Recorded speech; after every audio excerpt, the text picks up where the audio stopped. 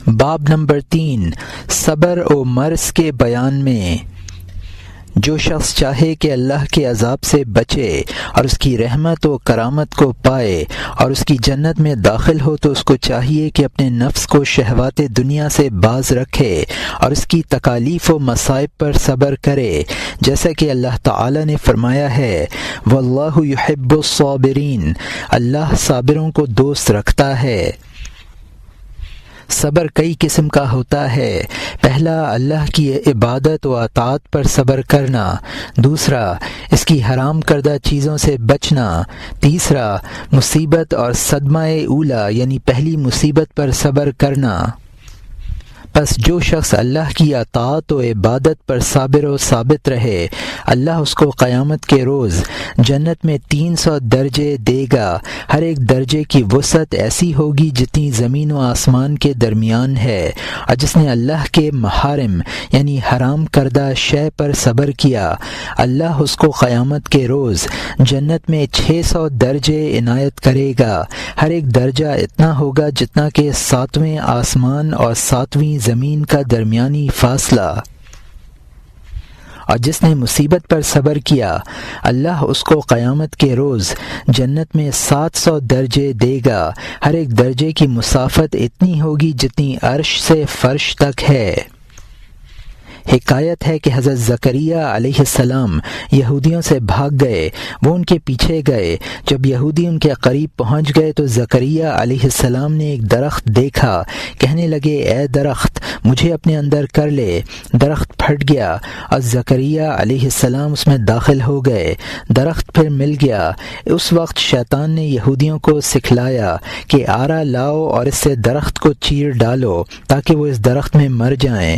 انہوں نے ایسا ہی کیا، اور یہ اس لیے ہوا کہ انہوں نے خدا کو چھوڑ کر درخت سے پناہ مانگی، جس کا نتیجہ ہلاکت تھا۔ پس آرے سے چیرے گئے، جیسا کہ آپ صلی اللہ علیہ وسلم سے روایت ہے کہ اللہ تعالی فرماتا ہے کہ اگر کوئی بندہ مصیبت میں مبتلا ہو اور وہ مجھ سے مدد مانگے تو میں اس کے سوال سے پہلے اس کی مراد پوری کر دیتا ہوں اور دعا کرنے سے پہلے اس کی حاجت بر لاتا ہوں۔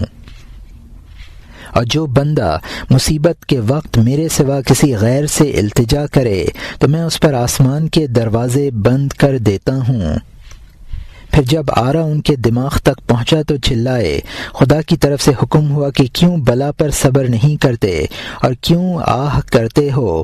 اگر تم دوبارہ آہ کرو گے تو تمہارا نام انبیاء کے دفتر سے خارج کر دیا جائے گا۔ پس زکریہ علیہ السلام نے اپنے دونوں ہونٹ کاٹے یعنی افسوس کیا اور صبر کیا، یہاں تک کہ یہودیوں نے 2 ٹکڑے کر دیے۔ پس عاقل کو چاہیے کہ مصیبت و بلا پر صبر کرے اور شکایت نہ کرے تاکہ دنیا و آخرت کے عذاب سے نجات پائے، اور یاد رکھے کہ سب سے زیادہ مصائب انبیاء و اولیاء پر آیا کرتے ہیں۔ جنید بغدادی رحمۃ اللہ علیہ کا قول ہے کہ بلا عارفوں کا چراغ ہے، صادق مریدوں کی بیداری، مومنوں کی صلاحیت ہے اور غافلوں کی ہلاکت ہے۔ کوئی شخص ایمان کی لذت نہیں پاتا جب تک کہ کسی آفت میں مبتلا نہ ہو اور پھر اس پر صبر کرے اور راضی رہے۔ رسول اللہ صلی اللہ علیہ وسلم نے فرمایا ہے کہ جو شخص ایک رات بیمار رہا اور اس نے صبر کیا اور خدا کی رضا پر راضی رہا تو وہ گناہوں سے ایسا پاک ہو جاتا ہے کہ آج ہی ماں کے پیٹ سے پیدا ہوا ہے۔ پس جب تم بیمار ہو جاؤ تو عافیت اور شفایابی کی درخواست نہ کرو۔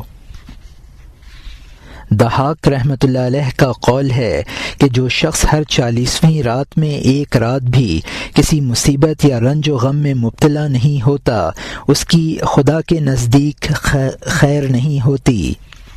معاذ بن جبل رضی اللہ عنہ سے روایت ہے کہ جب اللہ تعالی کسی بندہ مومن کو بیماری میں مبتلا کرتا ہے تو اس کے بائیں طرف کے فرشتے کو کہتا ہے کہ اس سے قلم اٹھا لے، یعنی اس کے گناہ لکھنے چھوڑ دے، اور دائیں جانب کے فرشتے کو حکم دیتا ہے کہ میرا بندہ جتنے نیک عمل کرتا ہے اس سے زیادہ لکھ۔ حدیث شریف میں آیا ہے کہ جب کوئی بندہ بیمار ہوتا ہے تو اللہ اس کی طرف 2 فرشتے بھیجتا ہے اور انہیں کہتا ہے کہ دیکھو میرا بندہ کیا کہتا ہے۔ اگر وہ اس حالت میں الحمدللہ کہتا ہے یعنی شکر کرتا ہے تو وہ عمل خدا کی طرف اٹھایا جاتا ہے۔ پھر اللہ فرشتوں سے کہتا ہے کہ گواہ رہو، اگر میں اس بندے کو اس حالت میں فوت کروں گا تو جنت میں جگہ دوں گا، اور اگر شفا دوں گا تو اس کے گوشت کو اچھے گوشت سے تبدیل کروں گا اور اچھا خون پیدا کروں گا اور اس کے گناہوں کو معاف کر دوں گا۔ حکایت کہتے ہیں کہ بنی اسرائیل میں ایک فاسق و بدکار شخص رہتا تھا۔ اس کا فسق و فجور حد سے بڑھ گیا تھا، لوگ اس کو منع کرتے کرتے تنگ آ گئے تھے۔ آخر لوگوں نے خدا کے آگے زاری کی تو اللہ تعالی نے موسیٰ علیہ السلام کی طرف حکم بھیجا کہ بنی اسرائیل میں ایک نوجوان فاسق ہے، اس کو اس کے شہر سے نکال دو۔ موسیٰ علیہ السلام آئے اور اس کو نکال دیا۔ وہ نوجوان کسی گاؤں میں چلا گیا، پھر وہ نوجوان کسی غار میں چلا گیا جہاں نہ کوئی خلقت تھی، نہ زراعت، نہ وحشی اور نہ پرندے۔ بس اس غار میں بیمار پڑ گیا۔ اس حالت میں کوئی اس کا مددگار نہ تھا۔ بیچارے نے زمین پر سر رکھ دیا اور کہنے لگا، اگر اس وقت میری ماں میرے پاس ہوتی تو مجھ پر رحم کھاتی اور میری حالت زار پر روتی، اور اگر میرا باپ حاضر ہوتا تو میری مدد کرتا اور میری غمخواری کرتا، اور اگر میری بیوی حاضر ہوتی تو میری جدائی پر روتی، اور اگر میری اولاد حاضر ہوتی تو میرے جنازے کے پیچھے روتی، اور وہ لوگ دعا مانگتے کہ الہی کہ ہمارے والد غریب الوطن ضعیف البنیان گنہگار بدکار کو بخشیو جو وطن سے جلا وطن کیا گیا ہے اور گاؤں میں دھکیلا گیا اور گاؤں سے غار میں ڈالا گیا اور غار سے آخرت کی طرف کوچ کرتا ہے اور ہر ایک چیز سے نا امید ہے۔ پھر کہنے لگا، یا الہی تو نے مجھے میرے باپ، اولاد و بیوی سے جدا کر دیا، مگر اپنی رحمت سے نا امید و جدا نہ کرو۔ یا مولا تو ان کی جدائی سے میرے دل کو جلایا ہے، مگر میرے گناہ کے بدلے مجھے آگ سے مت جلاؤ۔ جب وہ اس حالت میں تھا تو اللہ نے ایک حور کو اس کی ماں کی شکل میں اور ایک حور کو اس کی بیوی کی شکل میں اور چند غلاموں کو اس کی اولاد کی صورت میں اور ایک فرشتے کو اس کی باپ کی حالت میں بھیج دیا۔ وہ آ کر اس کے پاس بیٹھ گئے اور رونے لگے۔ وہ انہیں دیکھ کر بہت خوش ہوا کہ میرا باپ اور میری بیوی اور بال بچے میرے پاس حاضر ہو گئے ہیں۔ اس کے بعد اس کی روح پرواز کر گئی اور اللہ نے اس کے گناہ معاف کر کے پاک و صاف اپنے پاس بلا لیا۔ موسیٰ علیہ السلام کو حکم دیا کہ فلانی غار میں جاؤ کہ وہاں ہمارا ایک دوست فوت ہو گیا ہے، اس کی جا کر تجہیز و تکفین کرو۔ جب موسیٰ علیہ السلام وہاں حاضر ہوئے تو کیا دیکھتے ہیں کہ وہ وہی نوجوان ہے جس کو انہوں نے خدا کے حکم سے پہلے شہر سے گاؤں کی طرف اور پھر گاؤں سے غار کی طرف نکالا تھا اور حوروں کو اس کے گرد بیٹھا ہوا دیکھا۔ موسیٰ علیہ السلام نے عرض کی، یا الہی یہ تو وہی جوان ہے جس کو میں نے تیرے حکم سے نکالا تھا۔ خدا نے کہا کہ اے موسیٰ، میں نے اس پر رحم کیا اور اس کے اپنے وطن و ماں باپ و اولاد کی جدائی میں رونے سے اس کے گناہوں کو معاف کر دیا اور حوروں اور فرشتوں کو اس کے اقارب کی شکل میں بھیج دیا کہ اس کی غربت پر رحم کھائیں۔ اے موسیٰ، جب کوئی غریب الوطن مسافر مر جاتا ہے تو اس پر زمین و آسمان کے رہنے والے رحم کھاتے ہیں، تو میں کیوں کر رحم نہ کروں، حالانکہ میں ارحم الراحمین ہوں، یعنی سب سے زیادہ رحم کرنے والا۔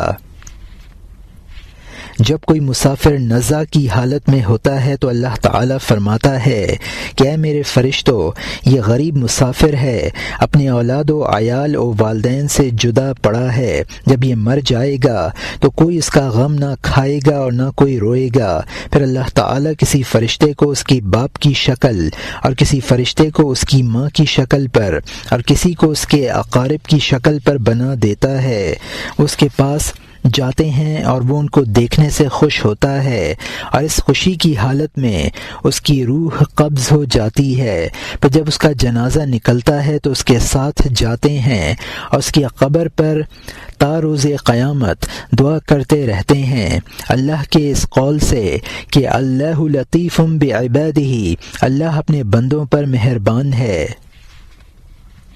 ابن العطا نے کہا ہے کہ بندے کا صدق و کذب رنج و راحت کے وقت معلوم ہوتا ہے۔ جس نے نعمت و راحت کے وقت شکر کیا اور مصیبت و بلا کے وقت شکایت کی وہ جھوٹا ہے۔ اگر کسی شخص میں ہر دو جہان کو علم جمع ہو جائے اور پھر اس پر کوئی مصیبت آئے اور وہ اس حالت میں لب شکایت ہلائے تو اس کا علم و عمل اسے کچھ فائدہ نہیں دیتا، جیسا کہ حدیث قدسی میں ہے کہ اللہ تعالی فرماتے ہیں جو میری قضا یعنی حکم پر راضی نہ ہو اور میرے عطیے یعنی دیے ہوئے کا شکر نہ کیا، اسے چاہیے کہ میرے سوا اور کوئی رب تلاش کرے۔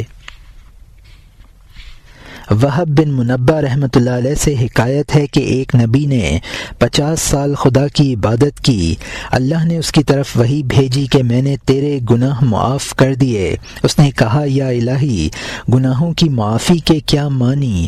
میں نے تو کبھی گناہ ہی نہیں کیا۔ اللہ تعالیٰ نے اسے درد شقیقہ یعنی آدھے سر کا درد میں مبتلا کر دیا، ساری رات نیند نہ آئی۔ صبح کو فرشتہ آیا تو اس کے آگے اپنی تکلیف کی شکایت کی۔ فرشتے نے کہا کہ تیرا رب فرماتا ہے کہ تیری 50 سال کی عبادت اس درد کی شکایت کا معاوضہ بھی نہیں ہے، اب بتلا کہ تو نے کون سی عبادت کی۔